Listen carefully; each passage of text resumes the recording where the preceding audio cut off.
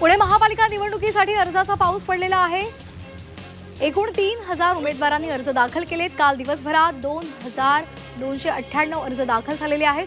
भवानी पेठ आणि हडपसर भागामध्ये सर्वाधिक अर्ज दाखल झाले।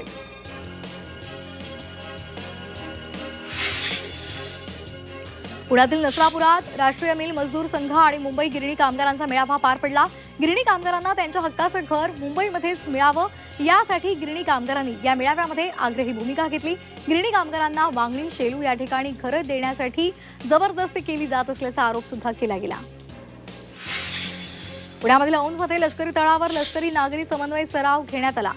शहराच्या सुरक्षेला संभाव्य धोके आपत्कालीन परिस्थितीचा सामना करण्यासाठी हा सराव झाला। या सरावामध्ये लष्कर, महाराष्ट्र पोलिसांचे फोर्स 1, एटीएस आणि स्थानिक पोलीस त्याचबरोबर अग्निशमन दल आणि बॉम्ब शोधक पथकाने सहभाग घेतला।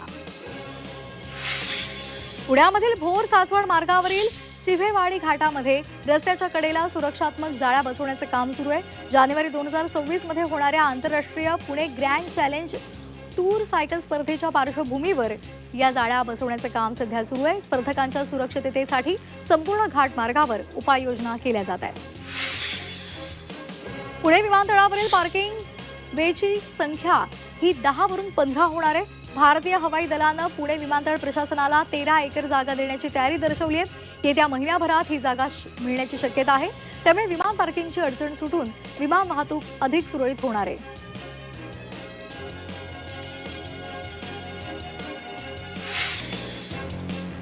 नाशिकच्या मालेगावात ईव्हीएम प्रशिक्षण आयोजित करण्यात आलेलं होतं। महानगरपालिकेच्या निवडणुकीच्या पार्श्वभूमीवर हे प्रशिक्षण आयोजित केले होतं।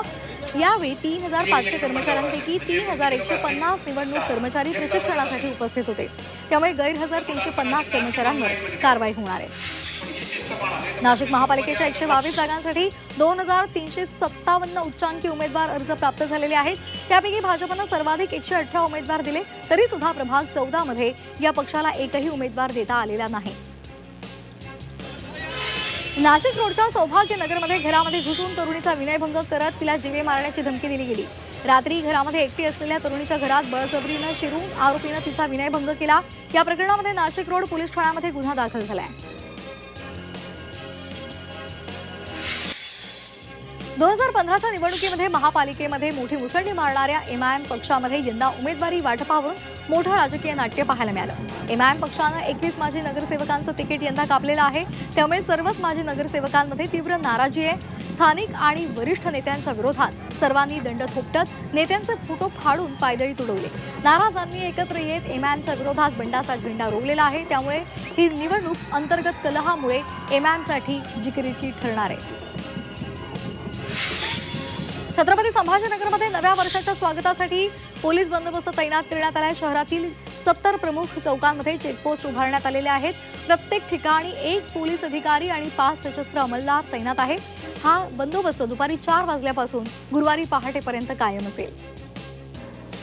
छत्रपती संभाजीनगरमध्ये काल भाजप कार्यालयामध्ये अभूतपूर्व गोंधळ घातला होता।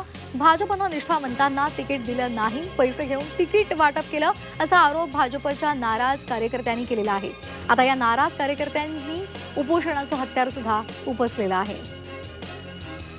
छत्रपती संभाजीनगरमध्ये माजी नगरसेवकांना संधी दिलेली आहे। भाजपनं 50 माजी नगरसेवक मैदानात उतरवलेले आहेत। भाजपनं 46 नव्या चेहऱ्यांना संधी दिली आहे, तर 19 ठिकाणी भाजपला उमेदवार मिळालेले नाहीत।